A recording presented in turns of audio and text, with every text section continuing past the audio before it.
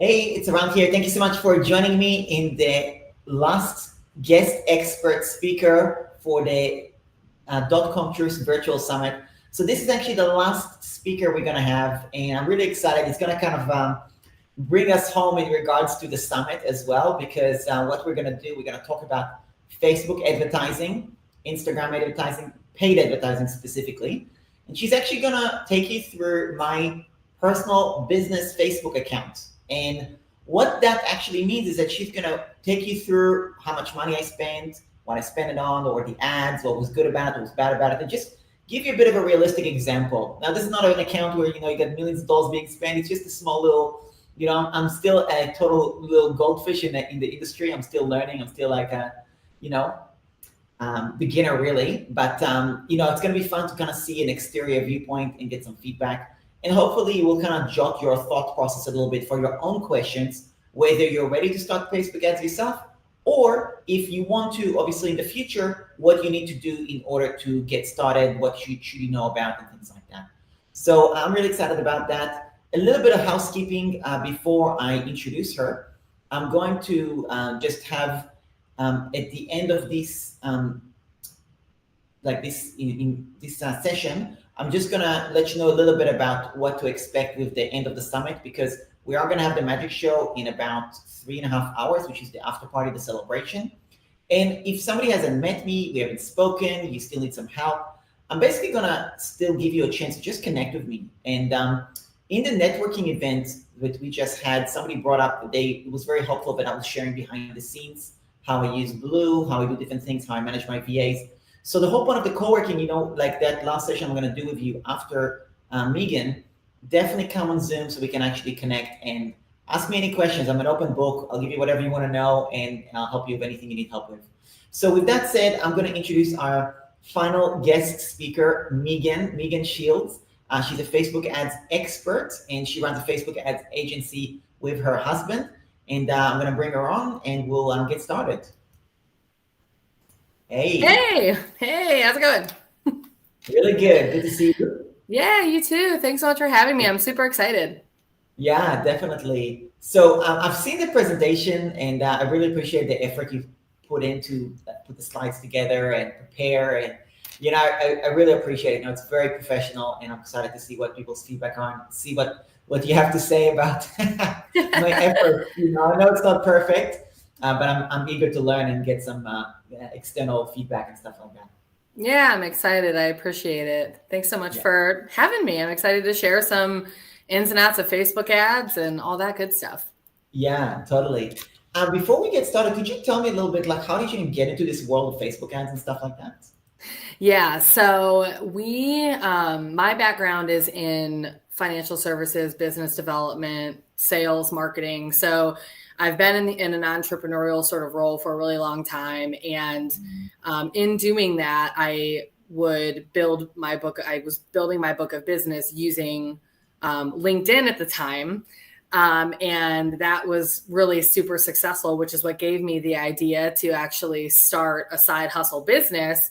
And I ended up taking a digital course on Facebook and Instagram ads. And I was like, well, those three things together are most of the places where business owners are. So it wouldn't hurt to know those platforms as well. And so I really dove in on the Facebook and Instagram ads piece by taking that course, and it really just took off. And I don't even do the LinkedIn stuff anymore. It's kind of difficult to keep up with so many platforms. But yeah, it's just interesting that, we were served a Facebook ad, which is how I learned how to do Facebook ads. And now we work with course creators. So everything just kind of came full circle, and why I love Facebook ads so much, because they've played a pretty big role in my life as just a regular person using the actual app. So I quit my full-time job last May, and we are running our business full-time now for over a year. And we've stuck in the realm of Facebook and Instagram ads because since we started, a lot of things have changed, which I'm going to talk about today. So it's a full-time job, keeping up with Zuckerberg and all the things that he's got going on every single day. Yeah, totally. And I love the fact that you're a husband and a wife team. I think that's super cool, right? I think that's super cool. And the other thing is, I think people need like the changes that happen. It's true. Things change so much. I mean, I remember when I was trying to learn on my own, and I was like, these things just change, and you need to test and test and test. And I'm a big believer of testing in business in general, but Facebook, that's like a whole new level of testing. It's like every 3 days you have to like look at the numbers. I mean, it's just like it is. And sometimes, it's like we've had this happen when we're supporting a client in their launch because we work with course creators and we have an audience we're targeting. And earlier this year, they changed some of that and they just sucked the audience out right from underneath our feet. I was like, oh my gosh. Like, it's just like, we're not immune to it as ad managers either. We're doing our best to keep up with all of that. Of course. Cool. Alrighty. Well, we've got a few people joining. By the way, we had like, this is so funny because I'm using Wave Video, which is a software we're streaming. And today, Facebook released an update where I cannot stream to Facebook anymore. This is like today they released it. So this is like the only session that's like not. Oh my gosh! So of course. I know, like talking about changes. I know, and it's like I'm talking about Facebook ads. Like, way to shoot yourself in the foot, suck. I know, right? But literally today, they just changed the integration, and no, it's gonna take us a few days to fix it up so we can reintegrate again. So anyway, we'll have probably a few people strolling in a little bit, but anyway. Okay. All right. We'll work with about changes, hey? Talk about changes. That's seriously like classic Facebook. 100%. Anyway, Marcia, good to see you. Marcia's in Germany, I think. Very cool. Cindy, I forget when Sydney is. I really should know where Cindy is, but I actually forget. Lisa is from sunny Florida, I think, or wet Florida, depending on what the weather is like that right now. And we'll just kind of get started. I'll let you share your screen. I'll go on mute, but I'm still here paying attention because obviously I want to see a little bit everything. So yeah, of course. Cool. All right, perfect. Well, hello everybody. Lisa, Marcia, Cindy. So exciting to have people from all over the world, which is what I love about this, and I'm so glad that Aaron and I ran into each other online because he's in Australia and I'm in the States in Charlotte, North Carolina. So one good thing I love about online business is it brings people together from all over the world. So like Aaron said, I am a Facebook and Instagram ads manager and specialist, and I'm excited to be here and share some behind the scenes stuff with Facebook ads. So we'll just go ahead and get started. There we go.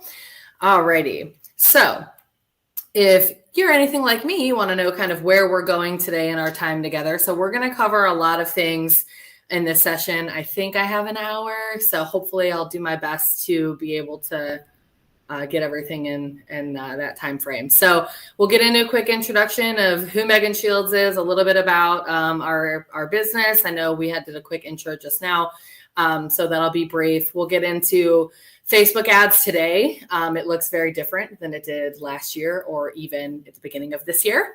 3, we'll talk a little bit about when to start Facebook ads in your business.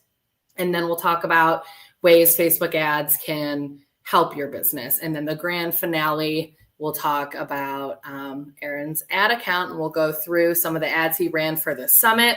I'll take you through kind of my behind the scenes view on doing an audit, maybe some things I would have done a little bit differently, just give some kind of that under the cover scoop on the ads that he ran and what's great, and hopefully that will give you some insight into when you're running your own ads, some things to look for, some benchmarks to consider, and hopefully set you up to have a little bit more knowledge that if you're going to tackle the meta advertising beast, that you feel a little bit more prepared to do that. Oh, we're going backwards here. Alrighty. So like Aaron mentioned, I do work with my husband. My husband is Matt Shields and I'm Megan. And we run Chime House Media. So we're a boutique Facebook and Instagram ads agency in Charlotte, North Carolina, in the United States. People, always talk about all the great things that they've done on all those sorts of things and about who they are. But I really kind of want to share a little bit more about who we aren't. I feel like in the marketing space, especially in the Facebook ad space, there's just a lot of smoke blowing and sensationalizing about what ads can do for your business. a lot of aggressive marketing that different agencies use. So I just want to share a little bit about who we are not.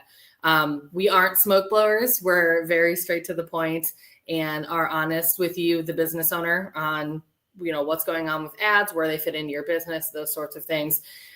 We're also not sensationalists or pipe dream marketers. We're not going to sell you and say, hey, once you turn Facebook ads on, you're going to go sit on a beach and you're going to sip Mai Tais and money is just going to fly out of the sky. That's just not really our approach. And what we believe in and how we work, and it's at the core of everything we do with our clients, the people we serve. One is data. When you're running a business, just like Aaron said, he tests a lot of different things when it comes to his business.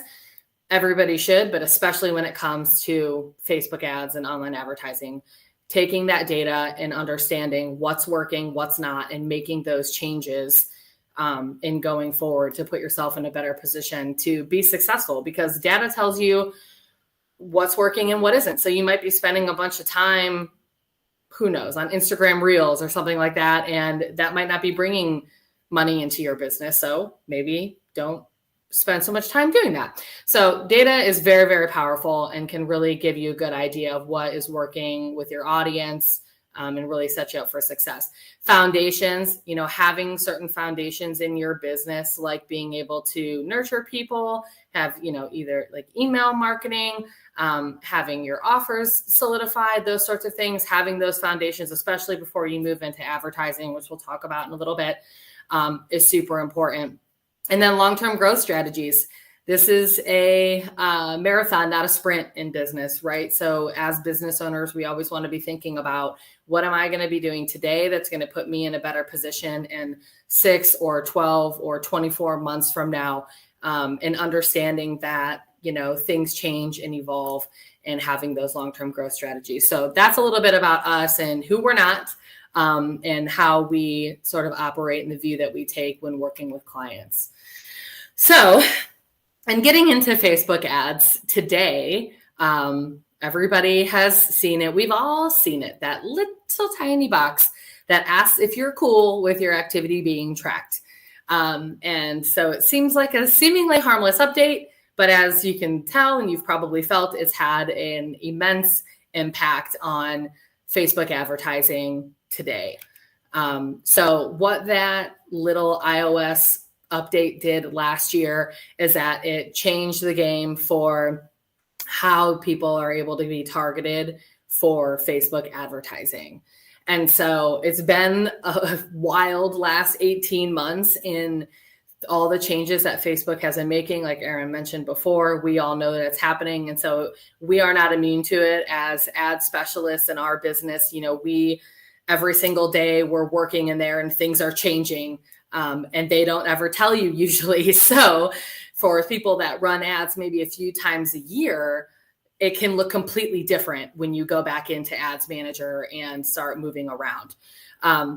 So this update affected how, when someone is using, someone's running ads and there's a user that clicks on your ad and goes to your website. So if you're sending people off platform to an opt-in or lead magnet, your website, whatever it is, the Facebook pixel would tell Facebook what that person did from an action perspective, whether they opted in, they became a lead, whatever it might be. Now, that communication line between Facebook and the pixel is now broken if that person is an iOS user, which if you are advertising in the United States, iOS has the major market share. I think last time I checked, it was like 60%. So most people here have an iPhone. And so, the other thing that was kind of a kick to the shins with this was that if you were if you're an iPhone user, you were automatically opted out. So you physically have to go into your settings and opt into targeted tracking. And so a lot of people have not done that. Some people don't know about it. This pops up on all the apps they hit, whether they want it to track or not. So that data going off of Facebook has now been severed. So you might be missing a lot of that. So it had a really big impact because that feeds back into Ads Manager and feeds into the data and the performance of your ads. And so it affected the ad attribution, which is the amount of time in which Facebook will know if that person's action was attributed to an ad. So now it's 7 days before it used to be 28. So if someone clicked on your ad, within 28 days, if they clicked on your ad and they downloaded or they purchased or they did whatever that action was, it would be attributed to your ad. Now it's only a 7-day window. And data accuracy, because that ether is broken, you're missing a big group of people that might be opting in because they're iOS users. And audience targeting as well. If you're building custom audiences, if those people are iPhone users as well, it might not be as big of an audience as it might seem. So that's, again, part of that testing. And then campaign distribution. If you're building a campaign, and before, the great thing was you wanted to target more niched audiences. But now, if you have an audience that's too small and they also have a lot of iOS users in it, and you launch that campaign might not even feed out if the audience isn't big enough. So that's a lot of the things that this iOS update really affected, was the attribution, the accuracy, the audience targeting, and the campaign ability to feed out.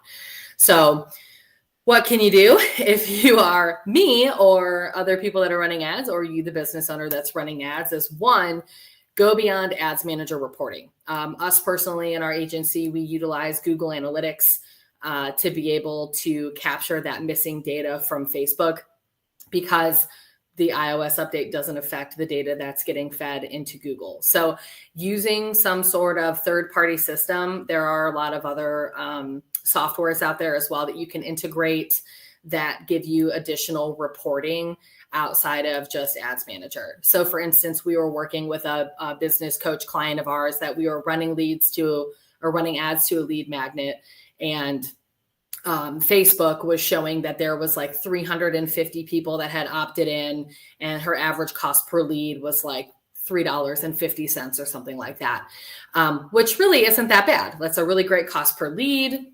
If we were just looking at Ads Manager, it would have been, okay, great.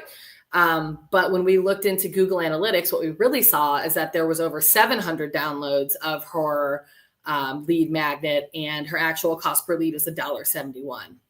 And so one of the big complaints that I've heard with this update is people are just, they're like, oh, my ads aren't performing. But if you're not getting the big picture, your ads might be performing better than you think. So I've been recommending to everybody to use some sort of other system to be able to capture data. So if you're using like Go High Level, or using Kajabi, or any of those other platforms, a lot of times there's built-in analytics in there as well. So just having something else that can provide that extra buffer outside of Ads Manager is highly recommended. 2, focus on getting on-platform actions. So because now when the user goes off of Facebook and is doing different things and on your site, and that's not really able to be tracked as much, the big focus is on platform action. So getting people to perform an action under the Meta umbrella. So anything that someone does on Facebook or Instagram, WhatsApp and Messenger, anything that's under the Meta umbrella, when you opt into having a Facebook profile and being on the platform, you're saying, hey, it's cool to use my data inside this platform. So any actions that people take on platform is all able to be used for audiences, for retargeting, all those things when you're running Facebook ads. So Facebook really did a big push once this iOS update came to make their lead form ads much more effective than they were before. Before, they weren't that great. But now they've really stepped their game up to be able to use on-platform lead forms, because that data is so important for advertisers and business owners to be able to retarget someone that opted in or provided their information, and you can build audiences off of that. So focusing on getting on-platform actions, because all that data is fair game. 3, test your audiences. Erin mentioned it before. You want to make sure that you're testing audiences all the time. And it also, some things might work and might not, depending on the iOS update. So some audiences might be gone because of the iOS update. So you always want to be testing different audiences that are working in your business with your ads. And then be flexible with your strategy. The strategies, in full transparency, that we were using last year don't work as well now. So we have had to pivot and do things a little bit differently to be able to get better results, because of all of these changes that are happening with Facebook every single day. So just be flexible with your strategy. And if you're keeping your eyes on, keep your eyes on your ads every day, because things like Aaron mentioned today, he was live streaming all of this to Facebook until today. And they never give you a warning. So you always want to make sure that you're being flexible with your strategy so that if things change, you can pivot, make adjustments, and then continue moving forward. So there's a lot of different ways that you can use Facebook ads in your business. A lot of people get really caught up on like the sales aspect of it, which of course you can use ads to get sales, but there are a lot of other super powerful ways that you can integrate Facebook ads into your business. And so one of them is building brand awareness. So consistently getting new eyeballs on your business. Brand awareness is huge. And I think it's one of those things that's really overlooked. I mean, like Nike, Adidas, like all those big guys still run commercials, still do those things for brand awareness, even though they're already humongous and everybody knows who Nike is and they know their slogan. But brand awareness is so important because marketing isn't about making people buy. It's about being the person that they think of when they're ready to buy. And that's where brand awareness comes in. So Facebook ads are really great for that. And it's super inexpensive to use ads in that way. 2, you can grow your engagement, finding people that are engaging with your business. And again, on platform actions. And so growing engagement, if people are engaging, they're liking, they're commenting, they're stopping and watching a video, all of those actions on the platform are able to be used for audience building and retargeting. Super valuable. 3 is list building. You're probably in the online space. A lot of you guys have online businesses or your digital course creators, things like that. List building is big. You've heard money's in the list. And Facebook ads are a great way to grow your email list as well. And then audience building. So using Facebook ads to build on platform, building the on-platform actions, building the on-platform audiences so that you can then retarget them with your ads. And then, of course, sales. Selling products, selling your digital course, doing launches. Sales, of course, are a super big way that Facebook ads can really, really impact your business. So now that we kind of went through the different ways in which you can use Facebook ads in your business, I want to talk a little bit about the marketing strategy and give you kind of a visual of this marketing funnel. So we all kind of know this in our businesses, right? Like people don't typically go from, oh, hey, I just met you, to I want to buy every single product that you have. I want to enroll in your program. I want to buy your course. People need to be massaged. Some people are at different levels of their relationship with you on the Facebook platform. And the great thing about Facebook ads, even though that there's been all these changes and things are continuing to change every day, and maybe some things have been sort of seemingly negative, like getting rid of some audiences and that sort of stuff, Facebook ads are still so powerful because you can target people that are at different parts of their journey with you. You can target brand new people and you can target people that have engaged with you already. And then you can change the copy in different ads to talk to those people differently. And so Facebook ads are really great at massaging people into working with you and knowing who you are, because especially now, people want more of that interaction. They want to see more of you and be nurtured, be part of the community, understand what you stand for as a business owner, and get to know you before they make that buying decision. And you can build Facebook ad funnels that talk to each piece of that. So taking people from the awareness to consideration to conversion, and then having someone be a repeat buyer. So it's still super effective because you have that opportunity to do that. You can't do that with a billboard. You can't do that with even Google search ads. Like, this is a way to get people while they're already there and then massage them and use different language depending on which part of the funnel that they're in with you. So that's the sort of strategy that you want to take when you're running ads, is to have a multi-layered approach instead of running just one campaign straight to sales. Because you can do that, and while you'll catch some people that want to buy right now, you're going to spend a lot more money doing that than if you're building out a full funnel strategy where you're bringing people in all the time, nurturing them, and then asking them to buy from you. So big money question, right? So when should you start running Facebook ads? So at this point, we've talked a lot about like where ads are today, how you can use them in your business, the marketing strategy behind it. So now when should you start ads in your business? So there's just a few things to think about when you're looking into paid advertising. So one, you want to make sure you have a website, a funnel, or a way for people to reach you. If you're running an ad and then someone sees the ad and they're like, oh, this looks great, I'm interested, this person looks interesting, and then they try to find you or there's nowhere for them to go, you're wasting your money spending money on ads if you don't have somewhere to send these people. And it doesn't even have to be like a super robust website. It can be a landing page, whatever it might be. But having a way for people to reach you or get in contact with you, you definitely want to have that in your business before running paid advertising. Two, if you have a lead magnet, if it's working organically, you can use Facebook ads to quickly grow your list that way. So if you have that, then you can start running Facebook ads and a way for people to reach you, then you'll be good there. Three, you have a way to nurture your leads. So if you're running a lead gen campaign, let's say with that lead magnet, and you're not putting them on an email list and you're not nurturing them and you're really not doing anything, you're kind of shooting yourself in the foot because you're paying to acquire that person, right? So you want to make sure you have a way to nurture them, whether that's email or also using, your content, whatever your marketing strategy looks like, you want to make sure that you have a way to nurture those folks. And then you have an offer to sell. And I would recommend before using paid ads that this offer is a proven offer that people have bought before, whether it's organically, whether you've done a beta launch, something like that. I would not recommend trying to run ads to an offer that you have not sold.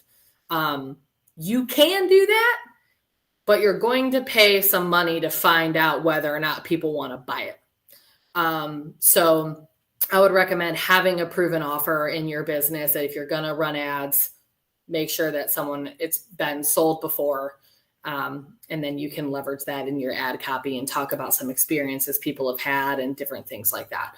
So these are some things to think about, like when you want to start ads in your business, is that you have some of these foundational pieces. You've got ways for people to follow up with you. You also have things like a Facebook business page and an Instagram business page. So people, because that's where ads are going to run from. So making sure those are set up and that they have your information, contact information, so people can go from the ad and find out more about you.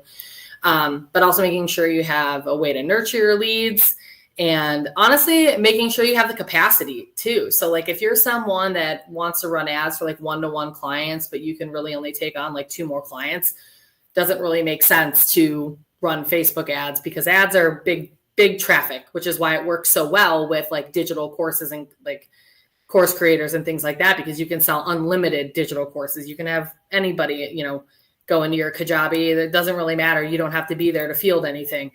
But if someone has a business and let's say they're even a roofer or they have a brick and mortar, not necessarily brick and mortar, but if they're a roofer, they have some sort of service where they only have so many people that can fulfill, you have to make sure that you have the capacity to be able to take on additional business when you're running paid ads. So hopefully that gives you a little bit of an idea of when you should start Facebook ads in your business. And I'm also providing a checklist as well for after this that you can kind of reference as you're moving along. And then this other biggest question is, what should I pay? What should I budget for Facebook ads? And honestly, it really kind of depends on what you want to do with your ads. So if you're trying to do just like sales ads, you're going to spend a lot more. If you're building more of an awareness funnel, you're going to spend a little bit less because it's cheaper to get someone to engage with you than it is to get someone to buy from you. But I wanted to share a few benchmarks because I think a lot of you guys are in the online space as course creators.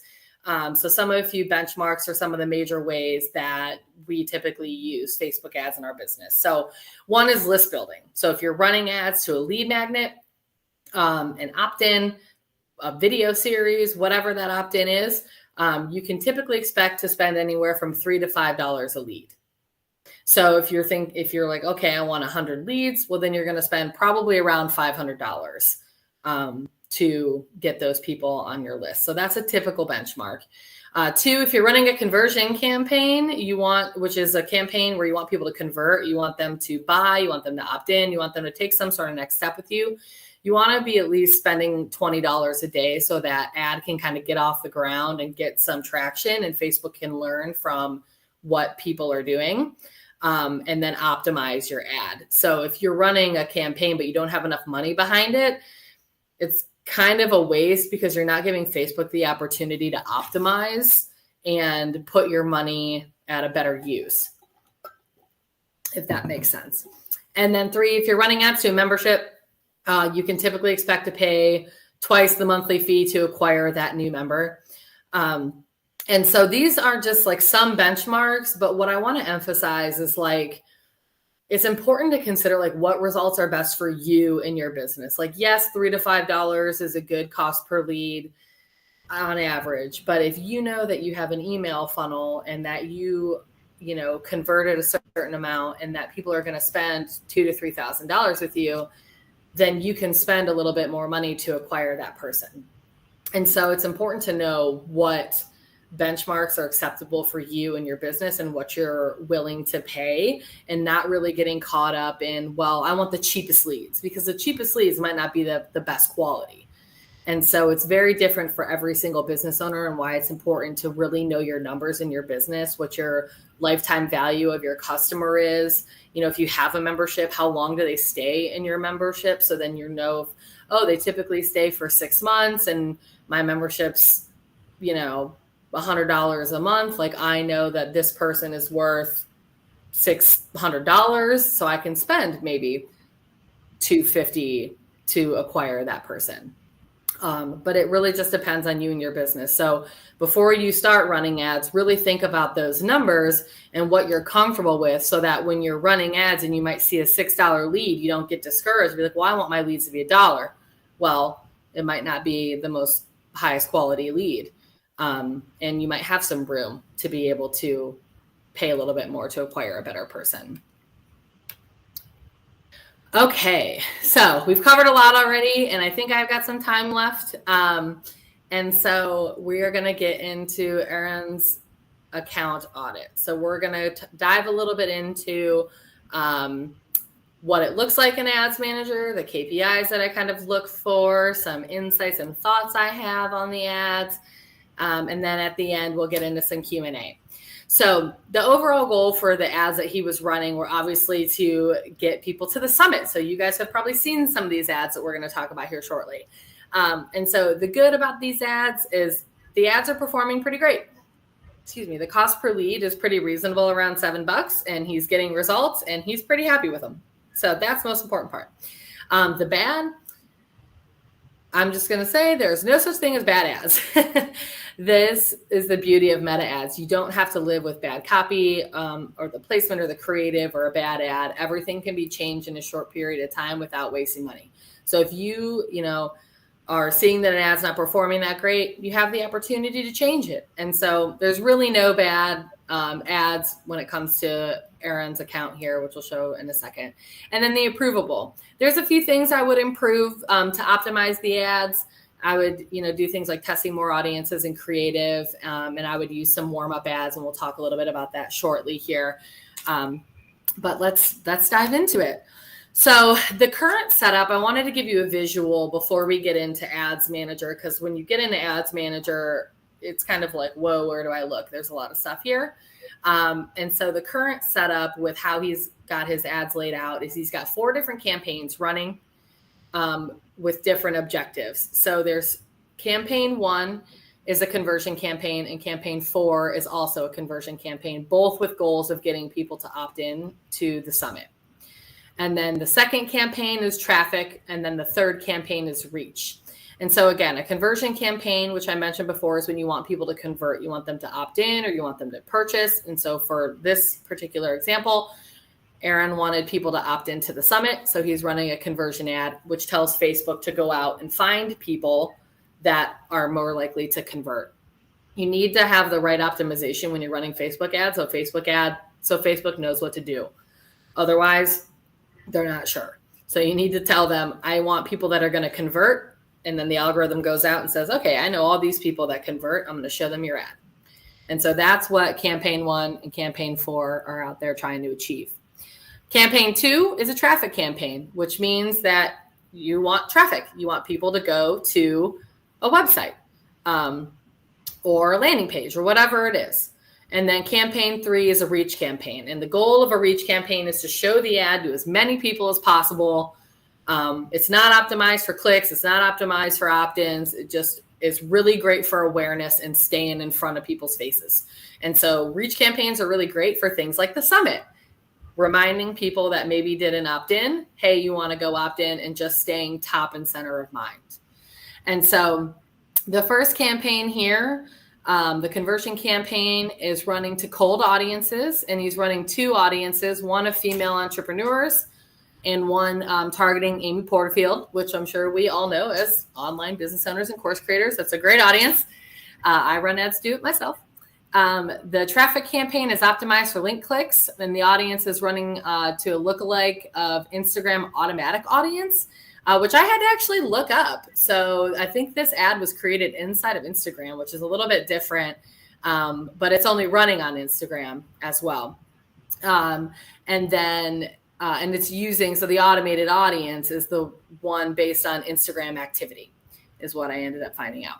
And then the reach campaign is running to all warm audiences from website traffic and then Facebook and Instagram engagement in the last 14 days. So he's using this campaign to stay in front of folks, stay top of mind, and again, reach as many people as possible. And he's using 2 ads in this one image and 1 video. Which the video he had turned off, and now he was just using an image.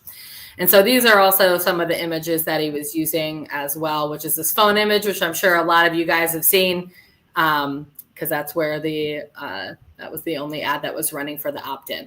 And so the cost per lead is about $6.70 on this ad, which is really good for an opt-in. And then the click-through rate is 2%, which is really, really great. So these ads on this conversion campaign are performing well. And he's using exclusion audiences. So that is something that is really great to leverage, that once somebody opts into something, you can create an audience to exclude them. So you're not paying for them to see the same ad when they've already opted in. And so that's a big thumbs up on all these campaigns because they're all utilizing exclusion audiences. So I hope that gives you kind of a good idea of how the campaigns are set up, the different types of campaigns, and sort of who he was targeting. Campaign 4 was targeting a broad niche of coaching.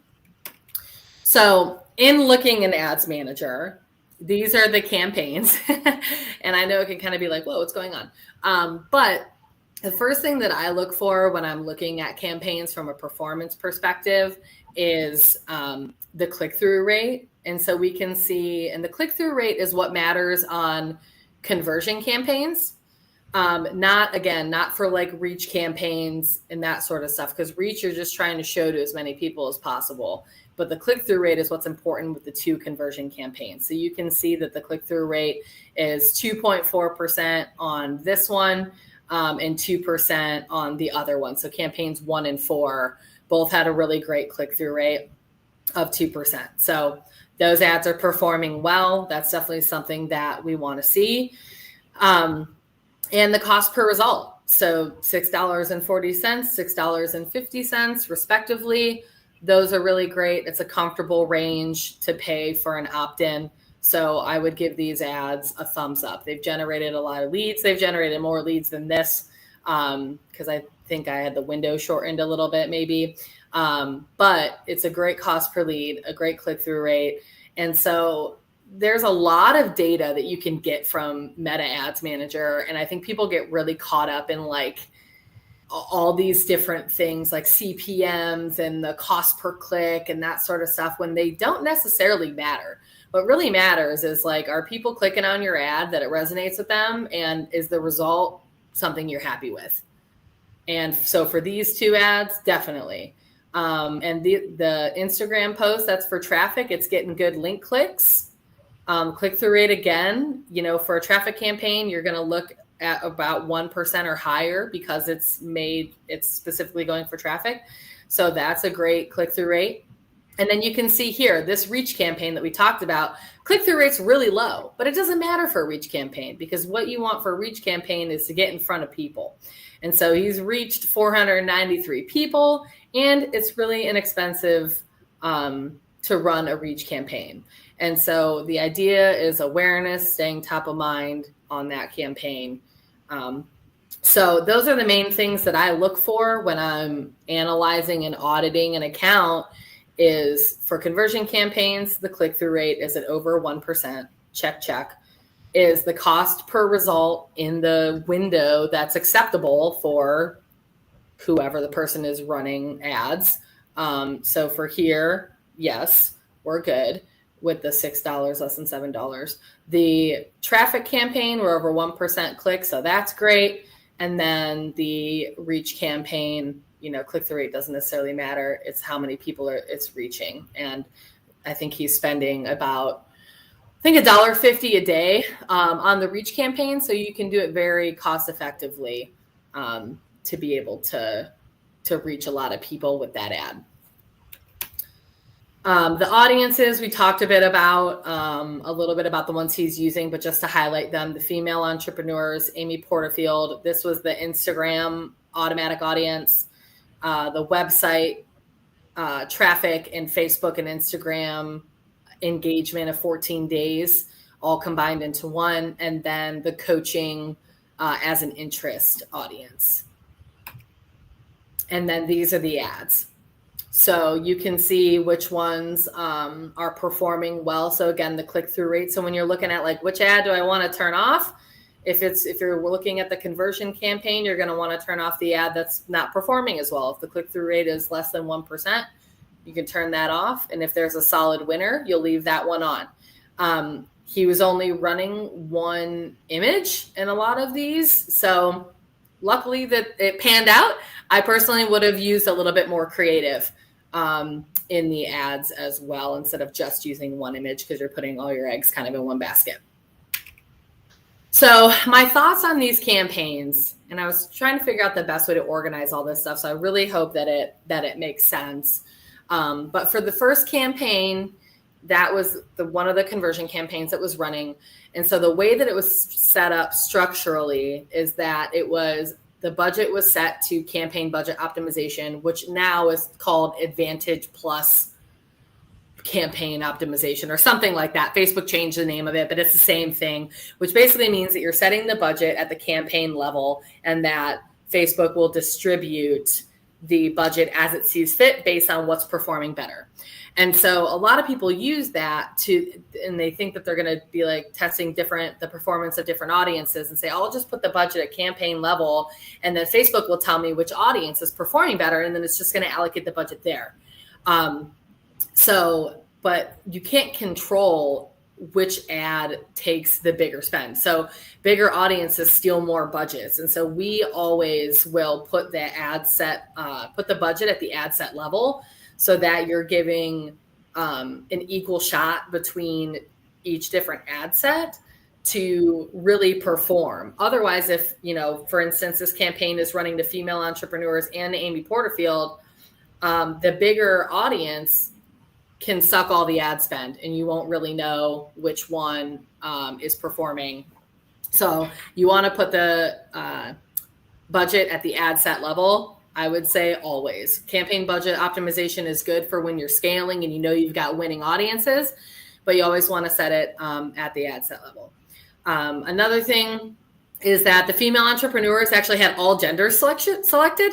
So it wasn't selected female, so I would have changed that.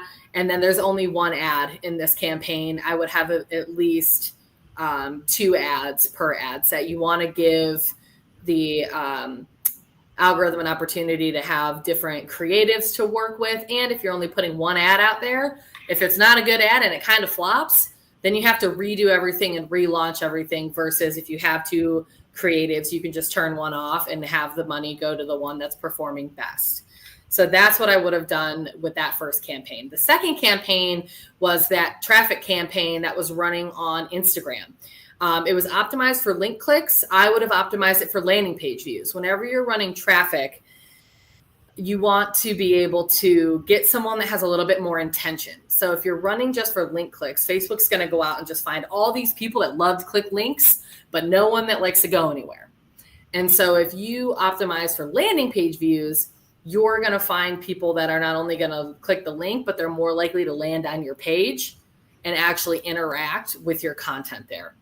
And so I would have optimized for landing page views on the traffic campaign, and I recommend always optimizing for landing page views on traffic campaigns. I would change the campaign spend budget to daily. This one was on a lifetime budget. Then it kind of just trickles out. I prefer daily budget because then you can get data a little bit faster and get a good feel for how things are performing versus it kind of being up and down with lifetime. But that's not a make or break thing on a campaign, whether it's daily or lifetime. We just prefer daily budget. And I would have created the campaign in Ads Manager and not in Instagram. The way that this ad was created, I've honestly never seen it, which is interesting. So I even was learning some stuff while going through this. So thank you, Aaron. I appreciate that. But in Instagram, it only allowed him to choose an Instagram audience. And so he wasn't really getting the opportunity to get people from Facebook and Instagram. It was only going to a lookalike of Instagram people. So just kind of missing some opportunity there. And then I would shorten the age range. I think this campaign was like 18 to 65.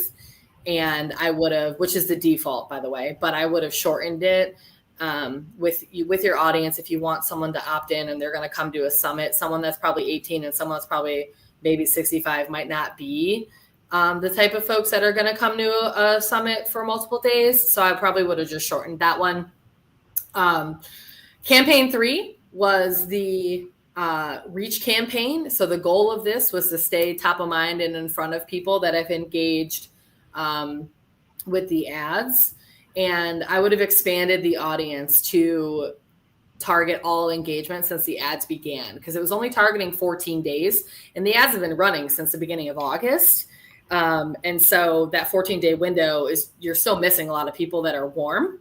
And so I would have just broadened that to continue to stay in front of those folks. And it's targeting the website traffic. So some of that website traffic could be missing a lot of data. And then the retargeting campaign, I would have added in the email list as well. So I didn't see in any of the audiences that email list was being used. And the email list is a very big opportunity from an ads perspective. And so especially for retargeting people that are on your email list, I would have put that audience into this campaign. And the one good thing that I did love about this campaign with the reach is that the frequency was adjusted. So the great thing about reach campaigns is that you can tell Facebook how many times you want someone to see your ad. So if you're doing like a launch or a challenge or something or a summit, something that's on a more compressed timeline, if you just show the ad once every 7 days, it's not going to really have as big of an impact because maybe it ends in 7 days. So this one, the frequency was 2 times every 1 day, I believe. So people are going to see that ad scroll across their feed twice a day, which is really great for, again, staying on top of them, getting them to remember that the summit is here, to sign up, those sorts of things. So that was a really great thing that was leveraged inside the reach campaign. And it's kind of hidden when you set up a reach campaign. You have to click an additional button of like see more in one of the in the ad set level, I believe is where it is. And then you can set the frequency there. So utilizing that was really, really great. Makes it just that much more effective. And then the 4th campaign, again, I would have shortened the age range. I would have created more ads to test the images and the copy. And there's also only one ad in there. And this was the big one. The campaign 4 was the big one that's been running for a long time since the beginning. And so I probably would have added a little bit more creative and copy to possibly give it more success. Luckily, these ads are performing well, but maybe with a different image and different copy, the click-through rate and maybe the enrollment rate might have been a little bit higher, but we just won't know.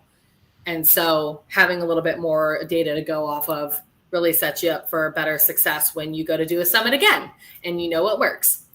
So I hope all of that sort of made sense in the audit. I know it's a lot to sort of take in if you're not running ads all the time. So I tried to sort of bridge the gap with it, and hopefully I did a good job. But A few additional notes as we kind of conclude our time together was one, the email list was not being leveraged. So I would have used the email list as an audience. I would have used lookalike audiences as well. So the only cold audiences he was using was like Amy Porterfield, female entrepreneurs, and broad audiences. Lookalike audiences are super effective, even still, with all the updates, because what they are is that they look like or really behave like people that are your most valuable. So people who've engaged with you, people who visited your website, people on your email list, your current customers, the leads that have already registered. Lookalike audiences are super duper powerful. And I would have tiered in some lookalike audiences in the top of funnel ads that he was running to get people into the summit. And those are all, like I said, Facebook and Instagram engagement, website visitors, email list, current customers, and leads are all lookalike audiences that you want to utilize when you're running ads. Because then you have the opportunity that those people that are going to see those ads are more likely to opt in than possibly a straight cold audience. But again, you test, right? So I typically will run maybe 2 or 3 different ad sets in a campaign. One a lookalike, one, behavior and interest, and then maybe another one that's a behavior and interest, but at least a lookalike and a behavior and interest, depending on how big the budget is. And then my third thought too is I would have started warm-up ads at least 2 months prior to the summit. And so starting putting content out there, putting his business out there, getting him in front of new people, gathering some engagement, really building that audience and sort of warming them up to seeing him.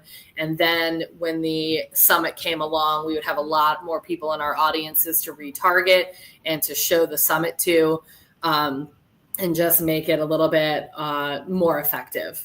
But overall, the ads performed well. There wasn't really anything where I was like, oh no.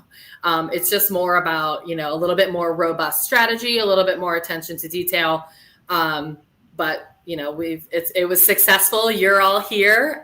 So I'm very grateful for that and super grateful for the opportunity to kind of get in there and dig around, Erin. So I hope that made some sense and it wasn't too harsh.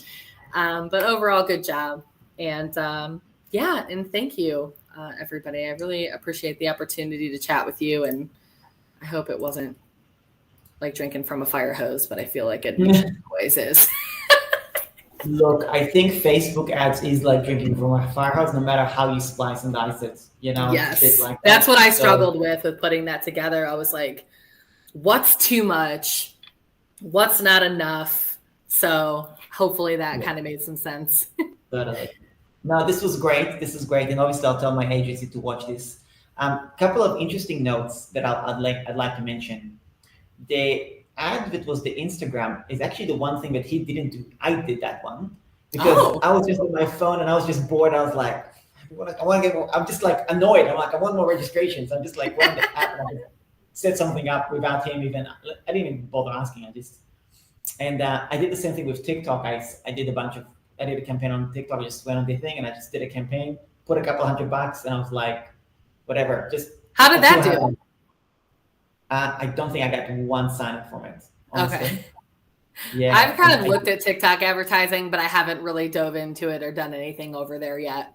Yeah. I got a lot of views and per my insights, I think I got like 80 link clicks. I'm not sure if any of them converted even. So it didn't look like any of them converted, but again, it was so like, it was more of a brand awareness for me, like let's just get it out there and see what happens. So yeah, but I think, so that's number one. The other thing was interesting, and this is something you wouldn't have known, but on the landing page, so I had, because I love pop-ups, and we had this discussion on previous session. I do like pop-ups, as in when they try to leave, and I have a pop-up saying, hey, don't leave empty-handed, register here. So I couldn't get the summit registration page. When you look at my numbers on the System.io numbers, it wasn't going above 20%. It was hovering between the 11, maybe 15 when I made some changes to the page, up to 20, maybe 22% conversion. So out of 5 people arriving out of those clicks, arriving on the landing page, only 1 in 5 would convert. And then maybe 10 days before the summit started, I went in to make some changes. I was like, where's my pop-up? And I didn't turn it on. So I had no exit pop-up the whole time, except for the last 10 days. And when I did add the exit pop-up, my conversion went up to 37% or 38%. Nice. So even the $7 that you saw probably could have been more like $4.5. Sure. Which, I think this is really important. This goes back to another session that we did, which was your freedom number. And we talked about personal finances, but this is Facebook ads finances we're talking about. So that mistake of, I forgot to turn on the pop-up, if you actually look at the numbers, that costed me, an extra, $700 because of that mistake kind of thing. If you look at the numbers, because it's an extra $2.50 that I was paying per lead. If you look at the number, the 350 leads, give or take, that's a $700 mistake because I forgot to turn on the pop-up, right? And this is where the numbers, you just got to keep track on the numbers. It's so critical. And were you tracking, and that's another thing too, is like, what does Facebook say versus like, what do back-end systems say? Because there's probably a discrepancy. That's right. Because of the iOS changes, there is a discrepancy, like there's no doubt. But, it's a mistake that probably cost me a few $100s. Let's put it that way. You'd probably estimate I lost probably a few $100s because of that. And it's okay. That's part of the testing. But that was the only two things I thought I'll mention. That's really interesting because I haven't ever talked to someone that was using an exit pop-up specifically, like as a strategy. So that's really good to know. Yeah, totally. It was 15 to 22%, and then it jumped up to 37 for the last 10 days as soon as I. Wow. Yeah, so that's interesting though, because it makes me wonder, like, because it was the last 10 days though, and it was closer to the summit. So you'll get a lot more people that are going to register anyway as it gets closer. That's just how it works. So it's like, would it have been that way the whole time? Did it really cost you hundreds or maybe just a couple hundred? So it's just like, you don't know. I know, right? Always be testing. Always testing, and having patience with the testing too. Like that's another thing is things take time. Refining a business and growth takes time and patience. Totally. The previous ads that I did before that was giving me 46% conversion, and we got it down to $3 a lead. So nice. I was always in my mind, I was like trying to push to that 46% at least. But anyway, it just gave us a comparison. But I think it was a great analysis. It's interesting how you kind of pinpointed Instagram being a bit like, this just looks weird, right? Yeah, it was. I've never seen an ad like that before. So it's good to know that you ran it from your phone, because I was like, what is this ad? And then it's because like the permissions were a little bit strange. So I couldn't really see everything. So I was just, and I had to kind of look up how it sort of worked because it was not run from Ads Manager. So it was just, it was really interesting. So it gave me an opportunity, even being in there all the time, every day, you still see new things. Yeah, totally. Awesome. If anybody have any question, I know it's a lot to take in. I mean, I was like paying attention to just, because I know, these terms and, you can get lost in this so quickly. That's why I have somebody do it for me, because, it's a lot. you got to know where you're good at, what you're not good at. And another perk of being a business owner. Yeah, and then another thing is I really do my ads from a position of brand awareness. Like I'm more like, whether I make my money back on Facebook ads. I mean, I want to make a profit from it, obviously, but I also know the brand awareness is a big deal. And I think you touched upon that, doing that warm up, really important as well. And I think that's all very good points. And then the other thing you mentioned, which was really good, was the in-app actions, right? Because the tracking, and I was talking to my Facebook ads guy, and he said, when we finish the summit, let's do some things in the app, because we just have a better chance of, getting something, for the tracking and all that stuff. So it's definitely a very good point to really explore that and see if we can lean into that, because that's how you can actually work on data. And I think there is a very important point that you mentioned at the beginning when you said who you are not. And you said you're not, what was the word? Smoke blower? Smoke blower. but you mentioned something which was interesting. And later you said data driven. And to simplify what you said at the beginning for people, what she was basically saying, we're data driven, but something changed between Apple and Facebook, which basically made the data broken. So all that meant is that Facebook agencies like you, no matter how data driven you are, you're working on incomplete data, which is way more difficult. And I know there's a lot of Facebook agencies that went out of business just because of that. They're like, look, this is too much. We're out of there. So it also kind of filtered those that weren't willing to dig in and be willing to do the analytics and the Google Analytics and in-app actions and all that stuff. So yeah, it was great because I learned Google Analytics and I spent beaucoup amount of time and hours to learn Universal Analytics. And then they're like, we're getting rid of that. Here's GA4. And I was like, okay, I'll learn that too. And it's just, I mean, it's insane, but it's helped a lot to get a bigger picture of how things are really performing by utilizing UTM codes inside the ads, and just being able to get more data because, you know, it's a tricky game out there when it comes to data, and it's going to get even trickier as time goes on with a lot of these legislations and things coming out about data privacy and protection and all, you know, all of that sort of stuff and the user experience. And it's just every day you got to keep on it. Well, let me answer some questions here. So Marcia asked around how many sign up for the summit, how many VIPs. So I had 1,003 people sign up for the summit. Yeah. Like literally, you know, just a little bit over that. So that's how many signed up. Yeah, from the Facebook ads, you saw there would have been what, 350, give or take, so about a third. I think it was more than that, because I did this 40%. Back when we talked, and I didn't do updated. Yeah, right. Like it's not from yesterday, so it would have been between 40 and 50% from Facebook ads, I'd say. And then I'd say that probably I'm estimating that probably about 15% came from my own list. And the other 35%, I'd say, came from affiliates, basically. So that's probably, and then VIPs is a trick question. My simple answer, keep it simple. I had about 41, I think. But there's a bit of a catch to it. So I'll do a webinar about the behind the scene of the summit in terms of like the costs and all that stuff, like breaking down and stuff like that, how much things cost, how much, you know, there's certain parts I can't say how much it costs, but, you know, most of them I can. So I'll give as much transparency as I can to give the good, the bad, and the ugly on that, so the numbers you can see. So Marcia, I can definitely do that. I'll do a webinar on that. I'm going to try and do it this weekend, maybe like Monday, just because I want to do it while it's fresh in my mind as well. So I'm going to try and do that, basically. I don't have a catchy title for you, but something like, you know, 10 things I wish I didn't do in my summit or something. I don't know. I'll do something. Question from Lisa.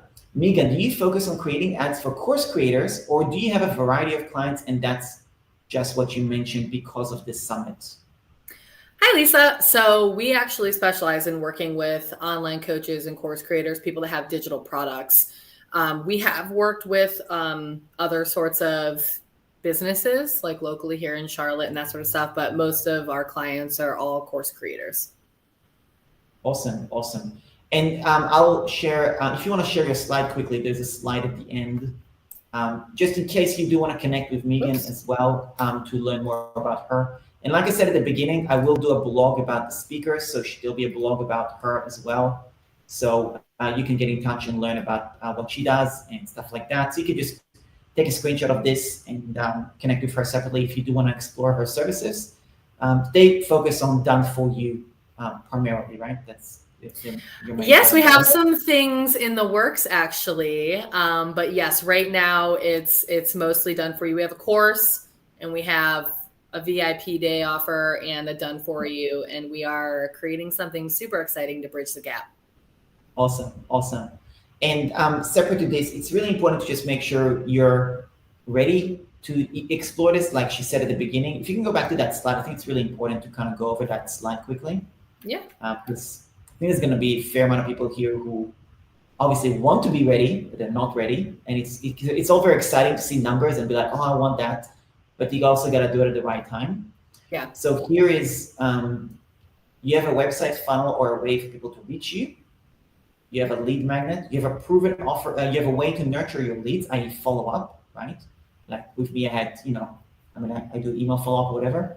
And I think the biggest point is you have a proven offer to sell, right? Like you haven't, at least this is, and correct me if I'm wrong, Megan, but I see Facebook ads as something that you are putting fuel to an existing fire versus Yes. trying to put fuel when there's no fire at all. You're just pouring gasoline into like nothing. Yeah, so, ads will not save you if things aren't already working. Yeah, it will actually amplify the problems, and then you're gonna pay to see that. And so ads are traffic. To your point, like ads are traffic and getting people in. If you don't have somewhere for them to go, or that system is broken, or you're not nurturing them or anything like that, it's not gonna do a lot for you. You're setting yourself up for failure. Yeah, totally. So I think it's just really important to cover. If you've got a proven offer and you've sold it organically, then that's where you really want to look at it. And I think also it does go back to financial, like how comfortable you are spending money. You got to be comfortable.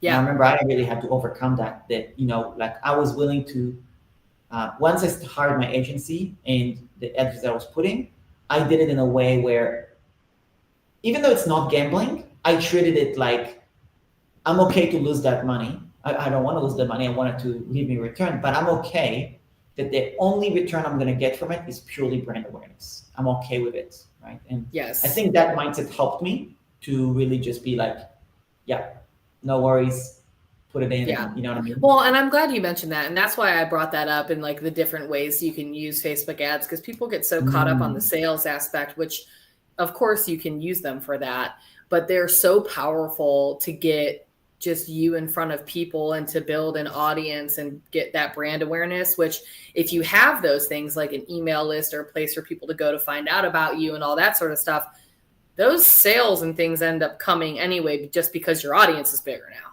Yeah. Totally. And organic only goes so far, and it's been a rough year for organic reach. So yeah, totally. There was something else I wanted to say. I really like that slide where you showed the different uses, right? I think that's very important. Oh yeah. So I read a book. This was really fascinating. I don't know if it's true or not or whatever, but that particular book, he said, if you want to be a thought leader in your industry, and like you want to dominate and be like the number one, you need to spend $100,000 a month on ads. That was the number that was thrown out there. Now, whether that's true or not, I don't know. What are you? I mean, I love the goal. I was like, okay, I like that goal. What are your thoughts? Well, that sounds like a bro marketing sort of statement, which is not what I mesh with personally. Yeah.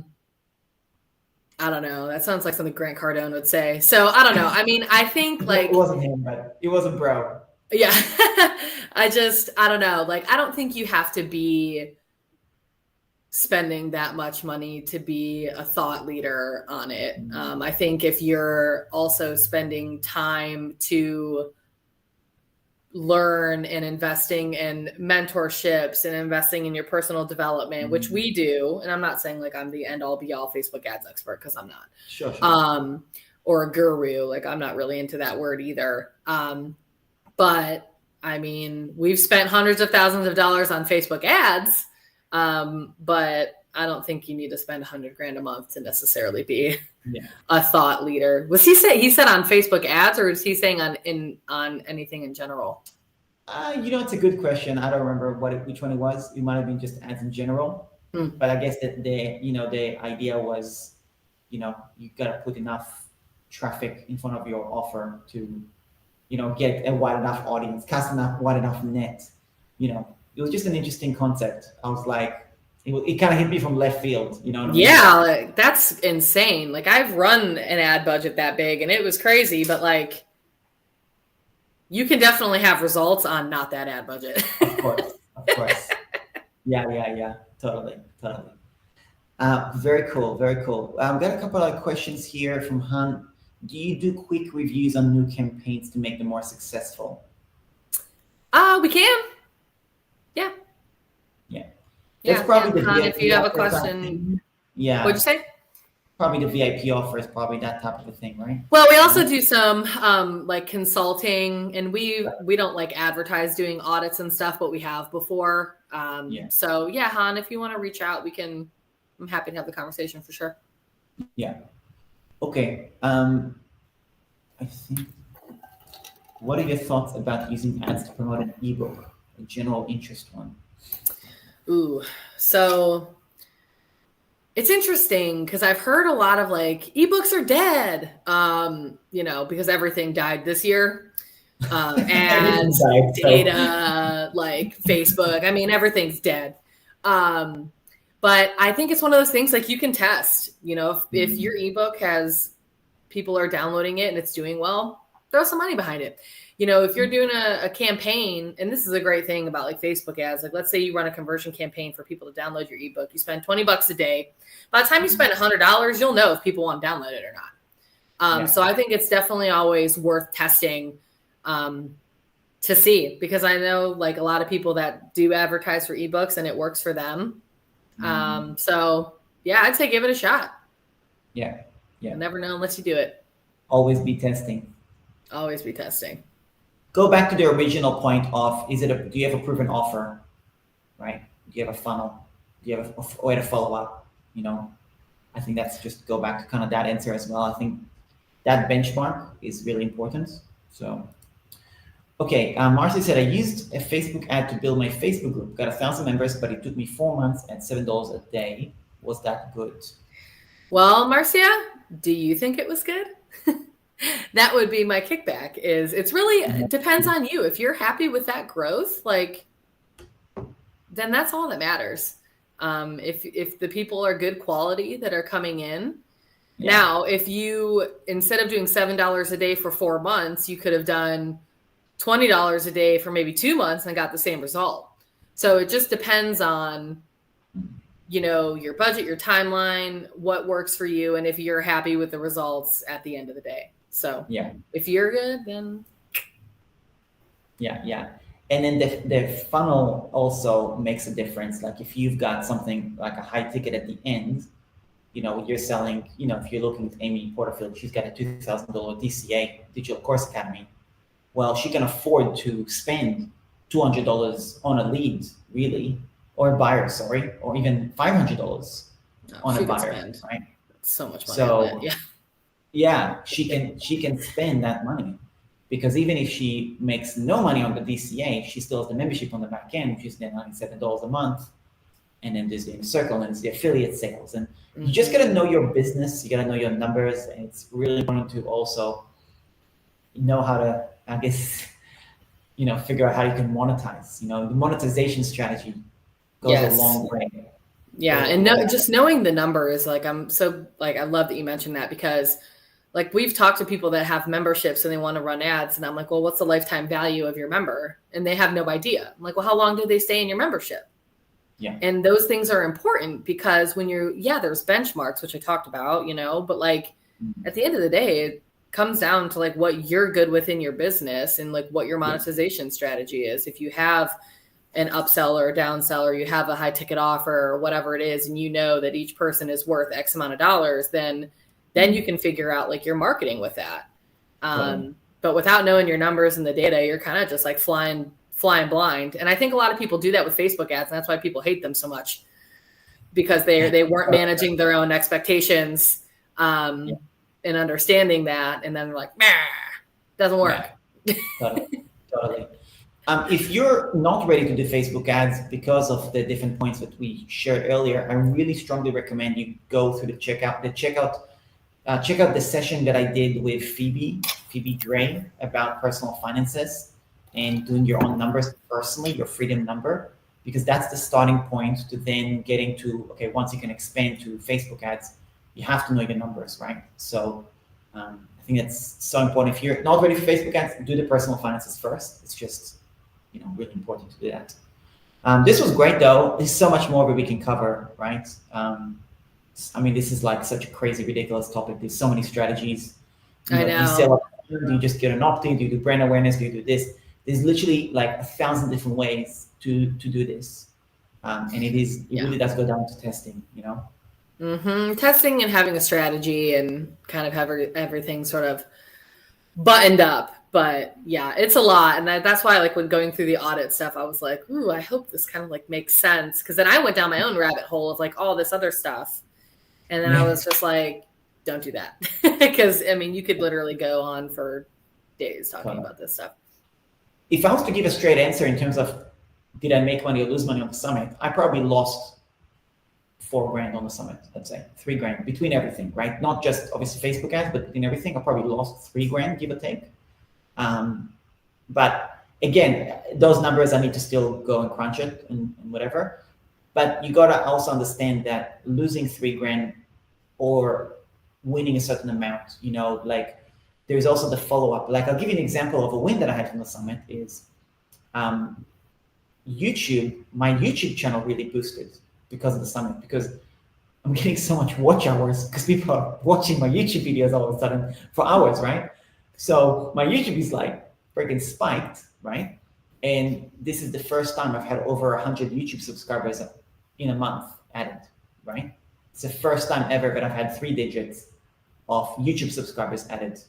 And this is really important because it meant that it got me way close to the benchmark where I can start getting money from YouTube on monetization, right? Getting paid from YouTube ads, right? So there is, of course, there's other pluses. So even though lost $3,000, well, lost $3,000, there's so much follow-up. There's the membership, there's maybe some affiliate sales, there's maybe whatever, you know? So take a longer term approach on Facebook ads also. So when you're hiring an agency, you're not like, give me a return, you know, like, yes, they are just as dying to give you a return, but also have a long-term strategy as well. I think that's important.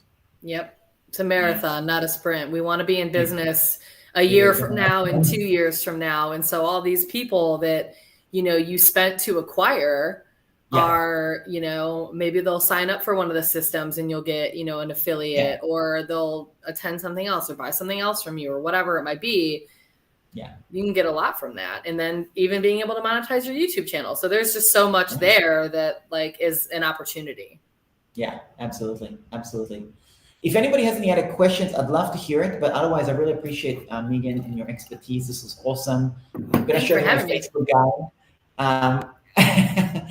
I'm glad that we have like a separate, you know, exterior person, like, you know, just to have a look at it all. And, you know, really interesting to see the strategy and, you know, obviously, like we'll just keep on testing, really, and onwards and upwards to the next thing. Yeah. Awesome.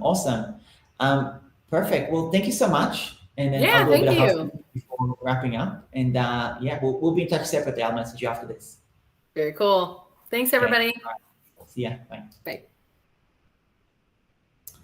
Alrighty, thanks a lot for tuning into this. This was probably the most advanced session, honestly, just because, you know, it is a bit of a higher layer, but there is a really good, I think those stable points that she brought up are just excellent, right? Like they're just really good points. So hopefully you got value from this. And obviously if you're in the all access pass, VIP or my membership, this video will be summarized. You'll get a copy of the slides, you get a copy of the PDF summary and all that stuff. The checklist that you provided, you'll get all of that. I've got separate resources that we will share separately. So that will be for VIPs, all access, and members. Now we have 2 hours before the magic show. And one thing I want to make sure you know. So if you can bring scissors to the magic show, bring A4 sheet of paper and bring a marker or a pen. Okay, so A4, marker or pen, and scissors, okay? It's for a specific magic trick, which will be interactive, so a message from Jackson. Please come 10 minutes early. We want to start at 6 p.m. on the dot. So come 10 minutes early if you can, please, because once we get started, we actually have to close. Like, people can't just be coming in and in the middle of the magic trick. It just won't work. So please come, bring your family, whatever, and it'll be great. So that's a little bit of housekeeping. And yeah, probably I'm just in case you didn't know, but after this summit is finished, like after the magic show, I'm gonna pack my bags and I'm flying overseas. So I'm gonna land in my hotel in Thailand. I'm going to Thailand for 2 weeks, and then I'm going to Dubai for 4 days, and then I'm going to Israel. So I'm doing a bit of a trip, but I'll still be working because that's what I do. That's what I do. So I'll still be around. I'll still, continue doing what I'm doing, and I'll do a webinar about the summit, everything I learned from it, and stuff like that, which I think will be really interesting for people. So I'll cover that in the next few days. Keep an eye out for my emails as usual, and I'll be in touch with you, obviously through email. But if you can definitely make sure you're coming in exactly 2 hours to the magic show, so you're 10 minutes early. The link is aran.link/magic.